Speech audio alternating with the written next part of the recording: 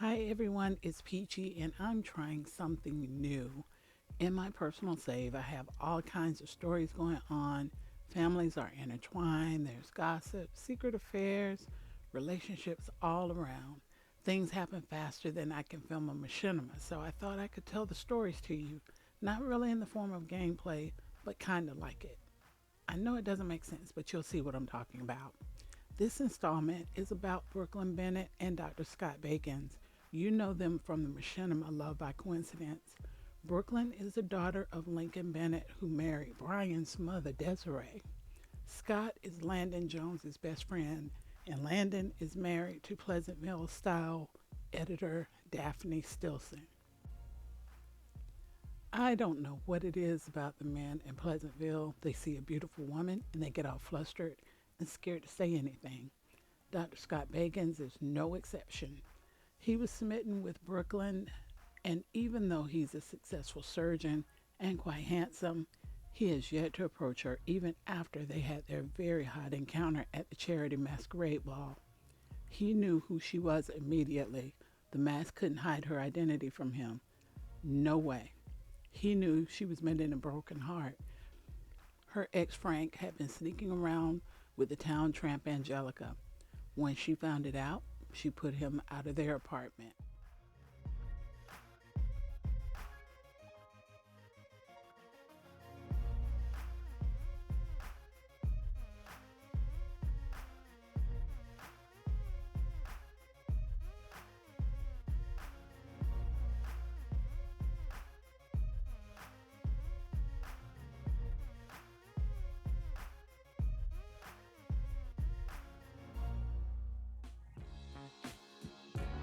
She loved working at the gallery, and her love for art and being surrounded by it brings joy to her.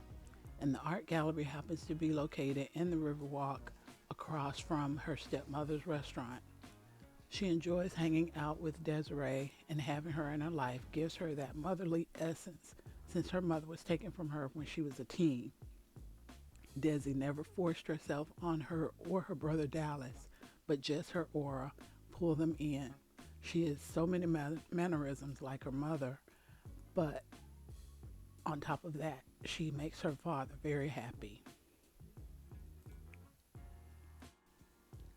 Brooke feels like she would spend the rest of her life alone, even though she's only 26 years old.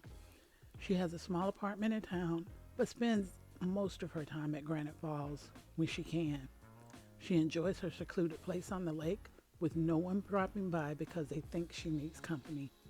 She goes out into town without having the possibility of running into Frank or Angelica. It's been a while, but she still sees him and it still hurts because of his betrayal. Tony is married to Brooke's stepbrother Brian. She envies their relationship.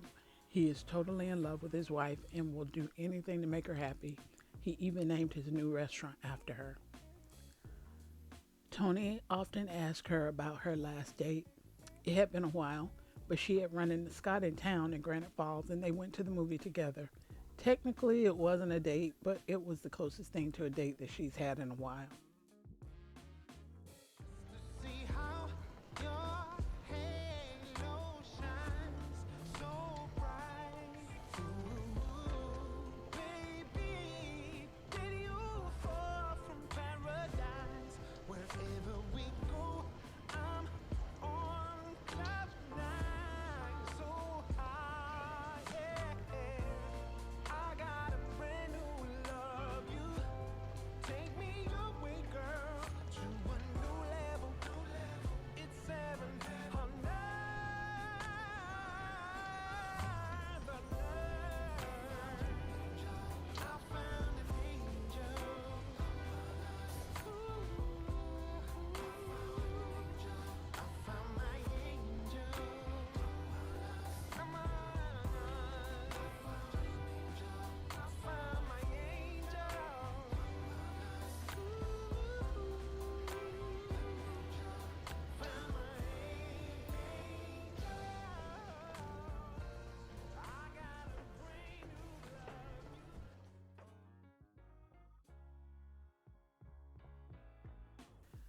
Scott is the best friend of Landon Jones, whose twin brother is married to Tony's sister.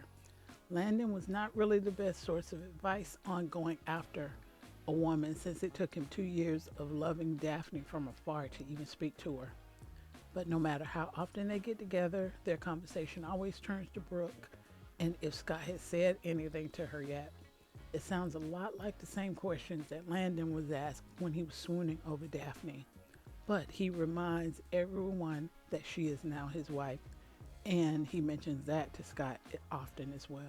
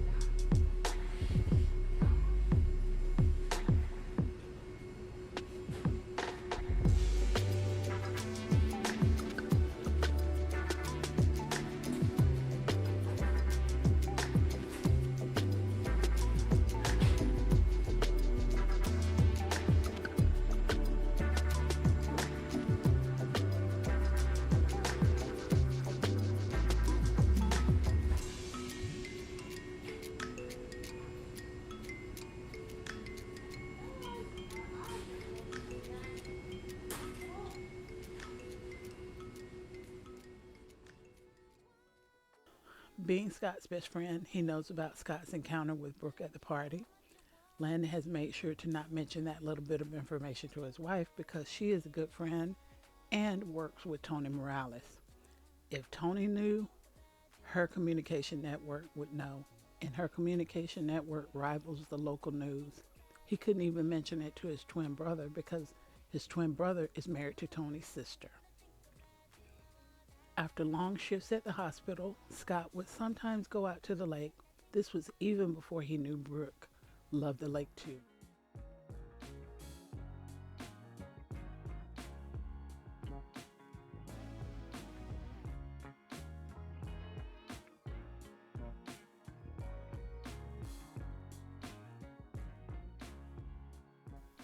After the movie and pizza, their run ins became a little more frequent. They would build a fire and he would join her to talk and roast marshmallows. Sometimes they would go on a walk. It was really becoming something he looked forward to. And the times they didn't meet up, they would talk on the phone. He was following her lead but wanted to bring up the conversation to find out exactly where they stood.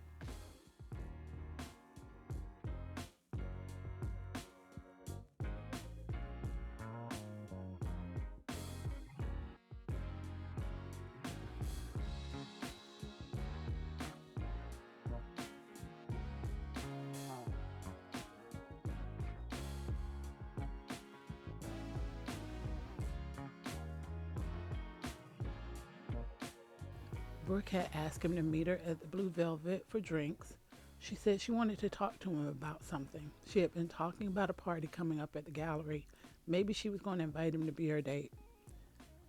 Brooklyn had asked Scott and asked him to meet her at the Blue Velvet after he finished at the hospital. She had been hints about the party at the gallery and thought he would have asked her for the date. He hadn't, so at Tony's insistence, she was going to ask him. As she walked out of the ladies' room, she sees Frank. She thought to herself, this was the exact reason why she hated going out in town. He was being his usual arrogant self and asked her if she had a man and where is he. He insisted that Angelica was happy with him and they were expecting now. She remembers the conversation with her doctor where he had assumed that they were unable to become pregnant because of her. Maybe it was, since his girlfriend is pregnant now. She asked him why isn't he with her instead of holding a conversation there at the Blue Velvet. He started to gloat that they were unable to get pregnant and it was all her fault after all. She responded that maybe they didn't get pregnant because he was no good and wouldn't be around anyway. She didn't need to be a single mother raising a child on her own. That struck a nerve. He then started saying that it just wasn't for them to be together forever. He was happier with Angelica. Brooke asked him, why is he telling her that? Then is he trying to convince her or trying to convince himself?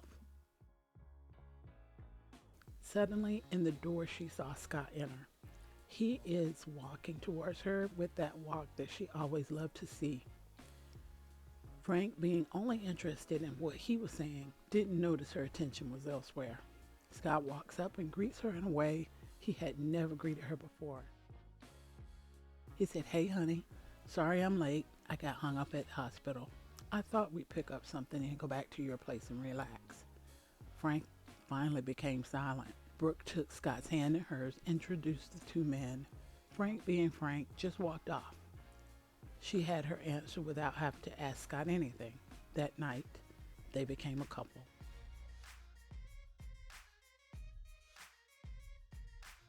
What else is in the future for these two?